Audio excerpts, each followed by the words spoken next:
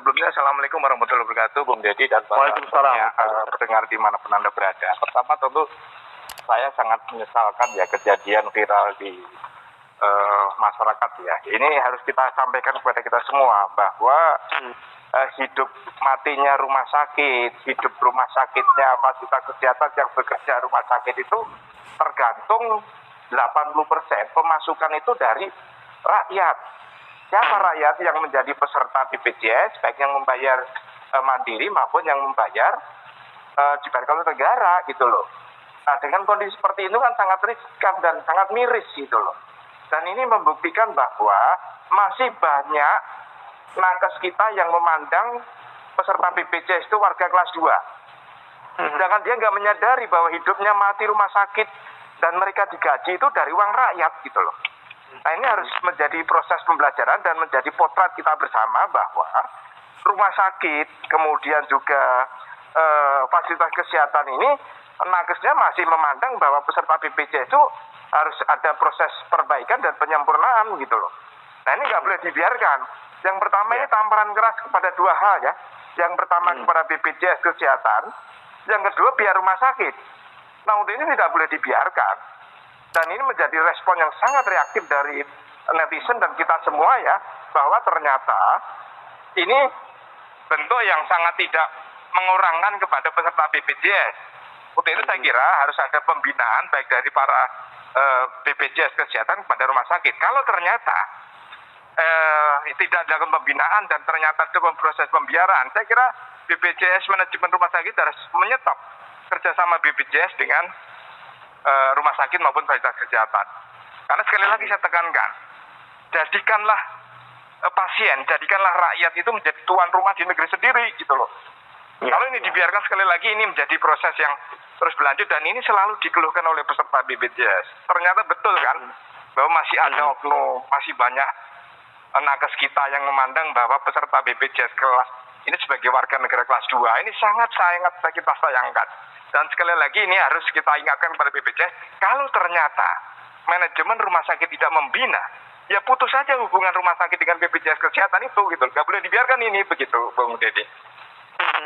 Tapi sejauh ini bagaimana Pak Rahmat memandangnya adanya perbedaan itu, kita tidak bisa, kita mungkin mengambil contoh dari salah satu ini saja ya, tapi juga mungkin bahkan kita tahu dulunya juga pernah ada video-video yang seperti ini yang menunjukkan bahwa ada perbedaan, ada perlakuan yang berbeda, atau mungkin tidak sedikit juga ada laporan yang kok saya tidak terlayani dengan cepat, bahkan dibentak-bentak. Itu seringkali loh masuk ke redaksi kita nih Pak terkait dengan pelayanan itu. Hal-hal seperti ini apakah memang bisa menjadi sebuah evaluasi perbaikan dari sisi BPJS atau juga mungkin dari sisi rumah sakit atau juga bahkan tadi ya puskesmas ya. Karena ini berkenaan videonya viral di salah satu puskesmas yang ada di daerah Sulawesi Tengah.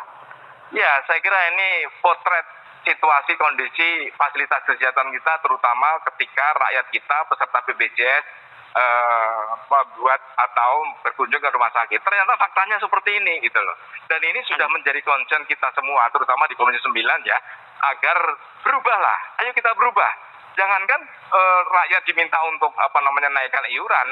Kita ini kan mau, tetapi bagaimana pelayanan kesehatan kepada peserta BPJS seperti itu gitu loh. Sangat tidak manusiawi. Antri berjam-jam, kemudian ketika mendapatkan sebatas rujukan itu juga dipersulit gitu loh. Inilah suatu yang sangat pantas kita desak kepada BPJS. Sekali lagi, kalau BPJS membuat aturan dan tidak dilakukan dan tidak dilaksanakan oleh rumah sakit maupun fasilitas kesehatan yang bekerja, ya udah stop kerjasama. Ketika di stop maka 80% kehidupan rumah sakit tergantung BPJS. Maka sadarlah itu dan kita harus sadarkan kepada pihak rumah sakit, kepada fasilitas kesehatan yang lain. Kalau tidak mengikuti aturan, kalau tidak meningkatkan pelayanan kesehatan kepada rakyat, maka BPJS berhak untuk memberikan peringatan tertulis, bahkan sampai akhirnya bisa menyetop kerjasama. Kalau terjadi penyetopan maka hampir kita pastikan itu bisa jadi namanya 80% kehidupan pemasukan BPJS rumah sakit tergantung dari BPJS, maka udah pasti akan tergoncang kondisi fasilitas ekonomi. Nah, yang kedua, kita dorong kepada pihak rumah sakit maupun pihak fasilitas kesehatan yang lain, ya segerakanlah dan harus dibina dan bina kepada para nakes kita agar menganggap dan memperhatikan dan menempatkan pasien rumah sakit itu menjadi tuan rumah di negeri sendiri gitu loh. Karena mereka yang menghidupi kehidupan dari rumah sakit maupun fasilitas kesehatan yang lain gitu loh. Mereka yang menghidupi loh, itu uang rakyat loh gitu loh. Dan mereka ada yang membayar mandiri loh. Kalau ternyata mereka masih menganggap itu bukan sebagai warga kelas 2, lebih baik itu menjadi bahan evaluasi. Kalau ternyata dan memang masih ada dan masih banyak ada nakes kita yang menganggap bahwa pasien kita yang peserta BPJS itu dianggap kelas 2, ya udah saya kira itu peringatan keras dari BPJS. Kalau ternyata masih ada, sudahlah, putus saja hubungan kerjasama dengan rumah sakit maupun fasilitas kesehatan yang lain. Ini melukai hati rakyat. Itu melukai peserta BPJS. Peserta BPJS ada yang mandiri loh, banyak yang mandiri loh, jutaan warga rakyat kita yang membayar secara mandiri loh. Kalau ternyata mereka memberikan fasilitas pelayanan tidak semestinya dan tidak memberikan kehormatan dan tidak mengurangkan rakyat dalam hal ini peserta BPJS, sudah hentikan saja. Mereka pasti akan menangis-nangis untuk bekerjasama dengan BPJS, begitu Bung? Iya. Itu gagasan dari BPJS. Iya, bahkan kalau ada yang sempat juga curhat juga nih Pak Rahmat terkait dengan bayar mandiri ini, bahkan ada yang katakanlah rela untuk membayar, mengupayakan agar bisa bayar, agar anaknya atau bahkan keluarganya itu bisa terlindungi, meskipun juga memang ini tidak mudah juga untuk makan sehari-hari juga tidak cukup, atau bahkan dari hal-hal lain ya. Ini berupaya untuk bisa membayar agar bisa mendapatkan fasilitas daripada harus menunggu uluran tangan atau bahkan tadi ya bisa dibantu begitu ya. Kita coba dulu mendengar ya Pak Rahmat ya. Ini ada komentar dan juga nanti penelpon kita tanggapi dulu. Ada Pak Edi di Tangsel. Selamat siang Pak Edi. Ya, maaf langsung aja ya. Ya, silakan Pak Edi. Satu, kemarin tuh bapak mertua kita dioperasi di rumah sakit di daerah Sumatera dan pakai BPJS yang bayar anak-anaknya. Patungan lah. Pakai mandiri itu bagus terlayani dengan baik, dapat kelas 1 kelas 2 gitu ya. Tapi jadi BPJS positif. Halo Pak Edi, suaranya agak kecil Pak, mungkin bisa lebih dekat lagi Pak Edi. Ya, pengalaman menarik, orang tua kita dioperasi pakai BPJS lancar, bagus layanan bagus ya. Di Sumatera, daerah Sumatera kami kembali nengok.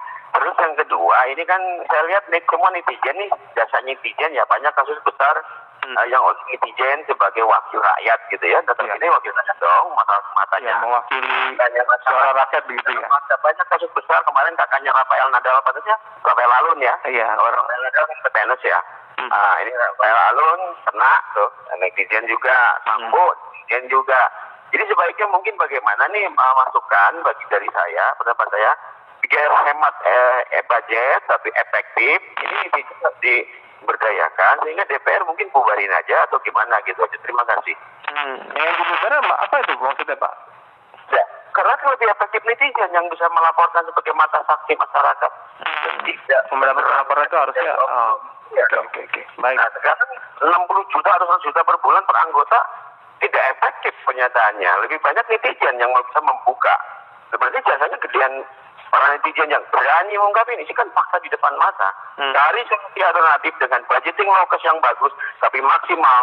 Terserah teknisnya bagaimana. Daripada 60 juta atau per 400-an juta per orang kali jumlah pemborosan negara. Terima kasih.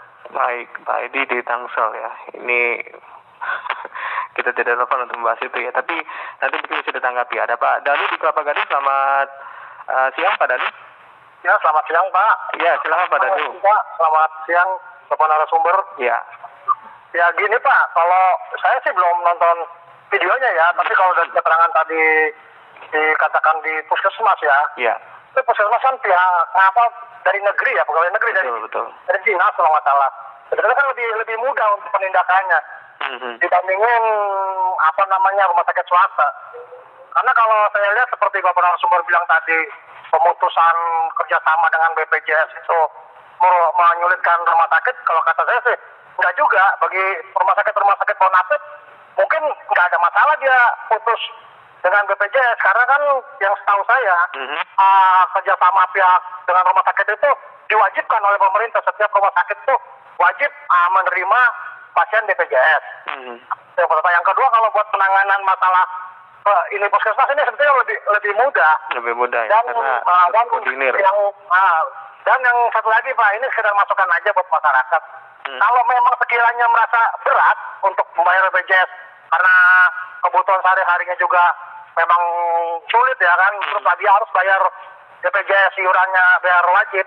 Itu ada yang BPJS gratis itu, setahu saya itu ada. Karena saya sendiri pun di keluarga saya itu saya pakainya yang BPJS gratis karena memang saya tidak mampu dan saya minta surat keterangan dari kelurahan yang terdaftar di DTKS ya. Itu dapat yang BPJS itu yang free, yang gratis dari BPJS. Ya gitu aja Pak ya. Baik. Oke, Oke, Pak, baik. Pak. Terima kasih Pak Dodi di Kelapa Gading ya. Ini upaya untuk bisa kalau memang tidak mampu beralih saja ke BPJS yang gratis itu ya. Yang penting ada suratnya begitu. Oke. Nah ini Pak Rahmat, ini ada juga komentar dari Pak Apoy.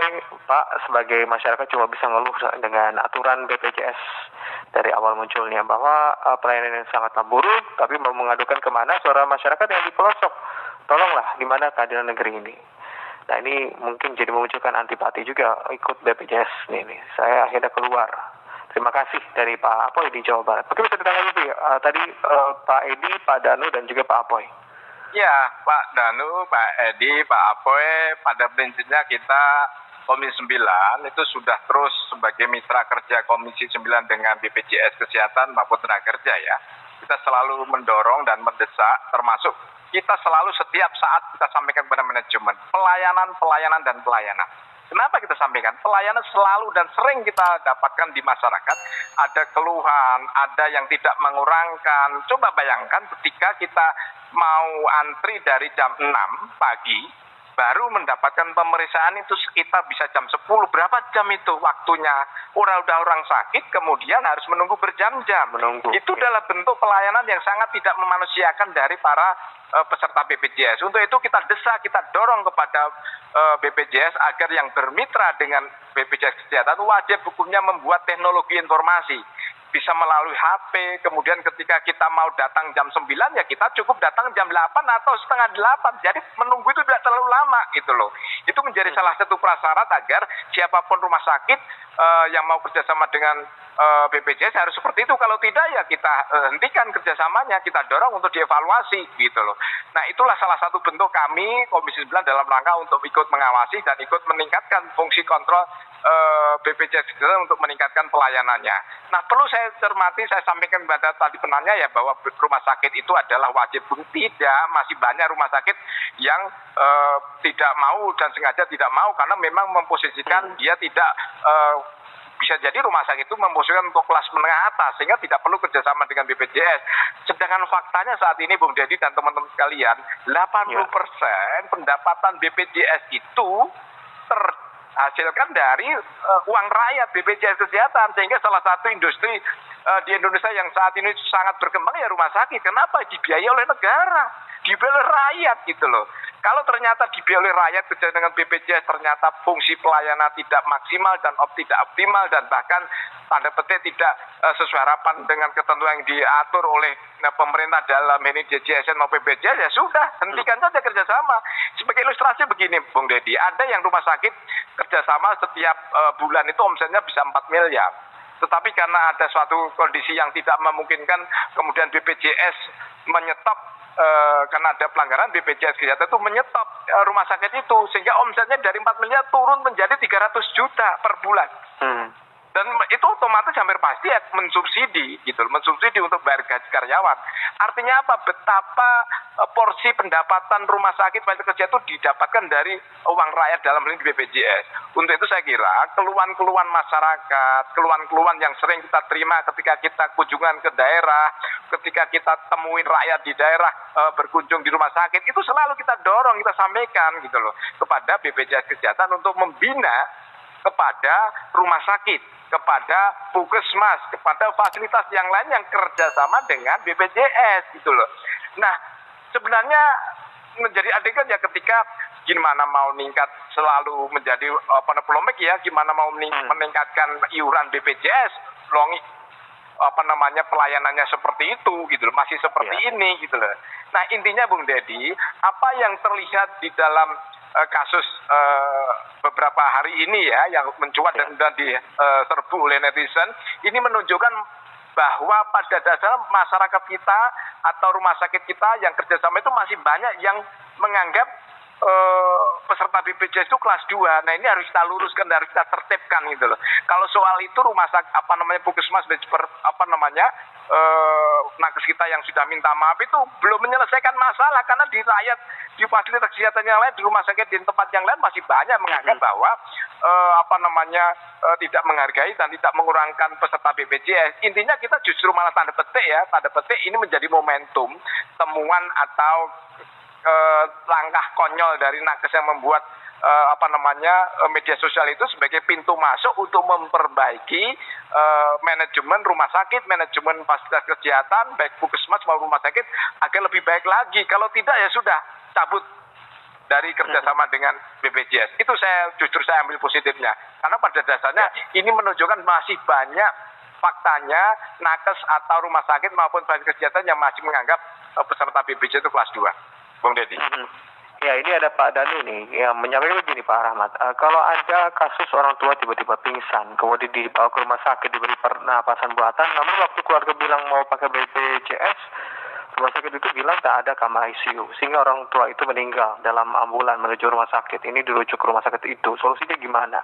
Kemudian ada juga Ibu Ida, katanya maaf, bagaimana dengan persiapan obat-obatan? Jangan hanya menyalahkan PPK 1 dan 2 katanya. Kemudian ada Pak Hamid, istri peserta BPJS Mandiri kelas 1 atas nama Ibu Siti ya, alami pelayanan poli syaraf di RSUD Cengkareng, ditolak kontrol ke poli tersebut karena kuotanya penuh, karena dokternya ada keperluan pribadi. Jadi kok bisa begitu ya? Terima kasih, mohon jadi perhatian oleh Komisi 9 DPR.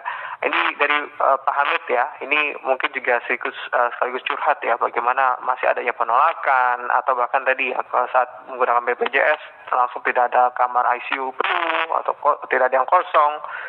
Bagaimana juga terkait dengan persiapan obat-obatan? Bisa ditanggapi Pak Rahmat? Ya, harus kita sampaikan, tidak ada istilah rumah sakit itu menolak pasien. Meskipun kita sering mendengar bahwa ada kasus yang memilukan ketika pasien meninggal karena ditolak rumah sakit karena dalam kondisi gawat darurat, ICU penuh lah, rumah sakit penuh lah, itu pelanggaran. Ini adalah pelanggaran manajemen rumah sakit ketika menolak pasien BPJS maupun peserta manapun yang dalam kondisi darurat ditolak. Karena tidak ada yang namanya kondisi darurat, kondisi cito itu dibutuhkan segera penanganan. Baik, apapun alasannya tidak ada, meskipun rumah sakit itu penuh ruangannya, ICU-nya penuh. Ketika terjadi seperti itu harus dokter, fasilitas kesehatan yang lain, termasuk perawat maupun dokter segera mengambil langkah tindakan untuk membantu pasien itu. Tidak boleh mengatakan menolak dengan alasan rumah sakit itu penuh, ICU maupun yang lain, tidak ada dan tidak dibolehkan dan tidak diizinkan. Namanya berkejaran dengan waktu, berkejaran dengan menyelamatkan jiwa seseorang, ya harus diselamatkan dulu. Kalau pada akhirnya itu ruangannya penuh, ya harus koordinasi dengan keluarga. Kalau ini sudah penuh, maka dilakukan satu perbantuan di darurat atau di ruangan darurat atau dimanapun. Kalau ternyata itu ditemukannya seperti itu, berarti itu adalah pelanggaran. Kalau namanya pelanggaran, perlu ada penegakan aturan. Nah, seperti yang kemarin beberapa hari lalu ya, ada warga ibu dan anak bayinya meninggal karena di jalan, itu adalah pelanggaran. Sekali lagi itu bentuk pelanggaran dan perlu ada investigasi. Itu yang perlu kita sampaikan. Jadi artinya ya karena ini namanya pelanggaran, ya harus dipertanggungjawabkan. Nah, ketika yang kedua kaitannya dengan prosedur administrasi, saya kira prosedur administrasi bentuk rujukan itu penting, tapi tidak segala-galanya ketika pasien itu darurat. Sehingga perlu saya sampaikan sekali lagi bahwa rujukan itu penting, tapi tidak segala-galanya ketika pasien itu adalah dalam kondisi darurat maupun dalam kondisi urgent untuk dibutuhkan penanganan. Dan tentu ketika urgent itu harus dibutuhkan komunikasi antara pihak manajemen rumah sakit dengan keluarga. Perlu dilakukan satu penanganan di tempat ini karena alasannya penuh, atau juga perlu wajib hukumnya memfasilitasi untuk mencarikan rumah sakit, termasuk memfasilitasi ambulans segala. Jangan seperti kemarin disuruh mencari rumah sakitnya, disuruh mencari ambulans sendiri. Itu kan suatu kekonyolan dan itu adalah bentuk pelanggaran yang harus diinvestigasi. Begitu Bung Deddy. Tapi biasanya apa Pak usulan dari Pak Rahmat juga ya terkait dengan ada pelanggaran itu sanksinya apa Pak? Kalau tadi hanya diputus mungkin apakah lebih lanjutnya memang dalam implementasinya kita bisa lihat atau masyarakat bisa ada contohnya nggak Pak? Nanti akhirnya masyarakat bisa menilai oh ini sudah ada penegakan nih. Penegakan seperti apa yang mungkin diharapkan? Ya, salah satu contoh gini Bung Deddy. Kalau saya sampaikan yang rumah sakit yang sudah kerjasama dengan BPJS karena melakukan satu pelanggaran administrasi, kemudian yang tadinya omsetnya dikasih peringatan tetap bandel, kemudian yang tadinya omsetnya 4 miliar, kemudian diputus hubungan kerjasama dengan BPJS, omsetnya tinggal 300 juta. Dampaknya apa? Rumah sakit itu pasti rugi. Pasti akan mengalami kerugian dari 4 miliar per bulan kotor yang menjadi 300 juta per bulan, biasanya dampaknya akan menjadi sangat signifikan untuk menggaji karyawannya pasti akan subsidi gitu loh. Itu adalah satu dari sisi kelangsungan hidup perusahaan atau dari sisi rumah sakit. Yang kedua, ya kalau dari sisi rumah sakit kan undang-undang rumah sakit jelas pasien berhak untuk mendapatkan fasilitas pelayanan yang profesional, yang mendapatkan fasilitas yang terukur dalam sesuai dengan ketentuan undang-undang kesehatan rumah sakit gitu loh. Nah, saya kira kalau dari sisi sanksi penegakan hukum saya kira sudah banyak ya, tetapi persoalannya ya ini harus kita monitor. Kalau kita dorong terus, memang kalau ada pihak rumah sakit yang ternyata benar-benar tidak sesuai dengan ketentuan peraturan, ya saya kira paling berat itu adalah penutupan rumah sakit kerjasamanya. Kalau sudah penutupan kerja rumah sakit, saya kira banyak yang namanya rumah sakit untuk bekerja sama dengan BPJS perlu lobby rumah sakit BPJS loh. Perlu saya ingatkan ya, ketika nyawanya rumah sakit itu atau fasilitas kesehatan itu nyawanya ada di BPJS. BPJS itu siapa? Rakyat. Siapa itu? Peserta yang mandiri maupun peserta yang dibiayai oleh negara. Artinya begitu sentralnya peran BPJS dalam kelangsungan manajemen rumah sakit, bisnis rumah sakit, ya hormati dong. Berilah sebagai suatu negeri sendiri, tuan rumah di negeri sendiri dong. Itulah begitu kehormatan. Jangan memandang BPJS, pasiennya, peserta BPJS seolah-olah menjadi kelas 2 dan faktanya banyak yang dianggap si kelas 2. Itu saya kira bentuk pelanggaran yang harus kita tegakkan. Dan saya kira sebenarnya dibandingkan manajemen terdahulu, BPJS sekarang sudah memberikan satu penguatan, perbaikan.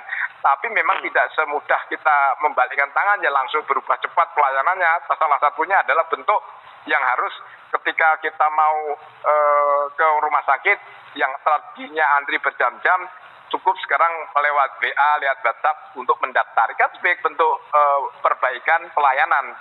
Begitu Bung Deddy.